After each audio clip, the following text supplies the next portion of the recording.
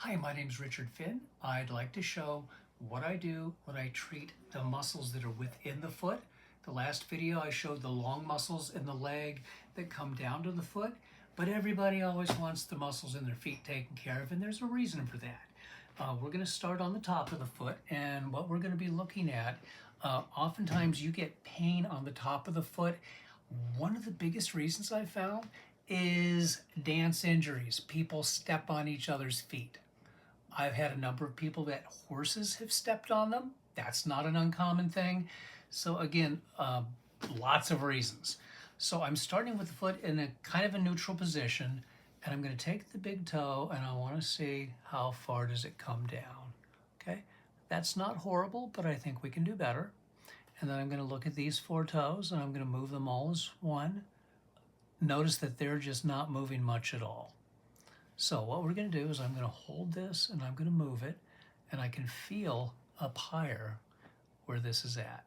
And so it's real easy to come in and be able to treat that.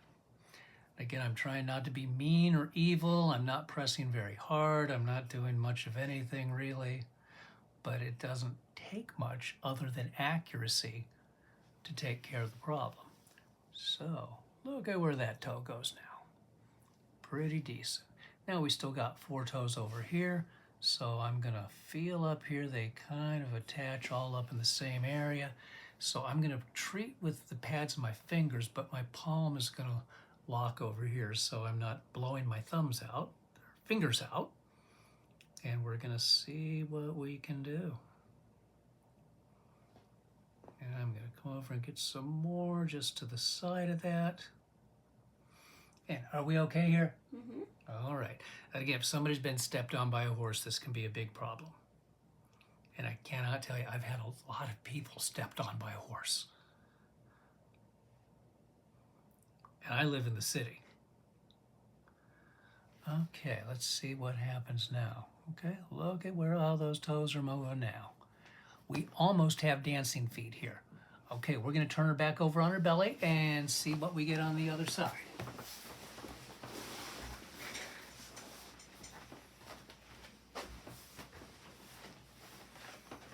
All right, let's slide this in.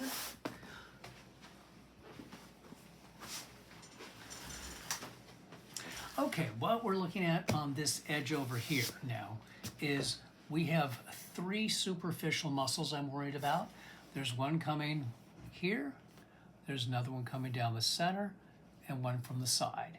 So what I'm going to do is I'm going to put my, and actually in order to test those, let's see, I'm not going to do anything crazy, but let's see. That's not doing bad at all. That's actually looking pretty good. And I can see those fibers in there. Down here, I'm going to take these all together. And again, this is not horrible. So the intrinsic muscles on the bottom of her foot are in fairly good shape. So I'm probably not going to make any big changes over here, but I will show what it looks like. So I'm going to hold right over here. I'm pulling that big toe down so I can locate the muscles and know where I'm at. And again, these are what they call the plantar fasciitis muscles. So if you got plantar fasciitis, this, I don't care whatever disease you have or whatever your x-rays are, this would not be a bad area to treat. Now, as I move back and forth here, I can feel the muscle bellies right in through this region. And so I'm going to come across them. I'm looking for areas of tenderness. And again, I'm not expecting big changes like I saw with some of the other stuff here because she was looking pretty good already. Again, it's kind of hard to improve on perfection. Right now, we're going to pinch right in through here and get this little one out on the side. If you care, that's called an abductor digiti minimi. They got names for all of these. Okay. Alrighty, so, and now I'm just gonna stretch those out. Oh, well, actually, that actually looks better. Yay. I think we're doing a good job. The last muscle well, okay, not the last muscle, but one more muscle that I'm worried about comes off of your heel. It starts on either side, and they join together into kind of a common attachment point into a tendon for a muscle that we already treated. in order to, and I call this the heel spur muscle. It sends its pain over the bottom of the heel. And so what I'm going to do is I'm going to pull these toes back and find my spot. And she's got some tenderness down in there. Am I okay here, ma'am? Mm-hmm. Okay. And again, I oftentimes will be using other tools over here other than my 2 fingers. You know, oftentimes I'll use thumbs.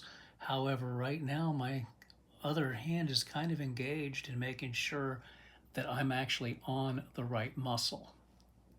Now I'm going to come to the other side. Same thing. Let's see, I'm switching hands. Want to get a different angle. There we go, right in through there. And again, there's no real range of motion test associated with treating this muscle. However, it does tend to make heel spurs feel a whole lot better. So there we go. I'll go ahead and stretch these out. And the last thing I want to do that's kind of important, I could have done this on the top, but I didn't. But each one of these toes is connected to a long bone down in through here.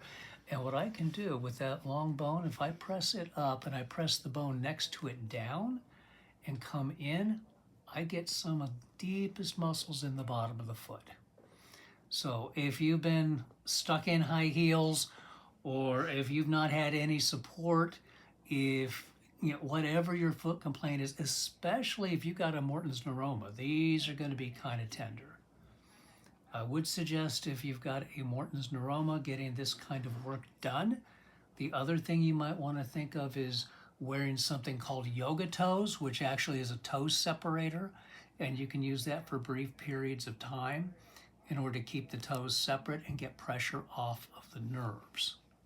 But this is what those look like, and I can feel some pretty deep tenderness in through here in what I'm doing. And again, I'm using my thumbs right here, right now. It's much easier to do this on somebody else than it is to do on yourself. But this is what it's going to be like. There we go. And I'll come here and here. These ones aren't as bad as the other ones were.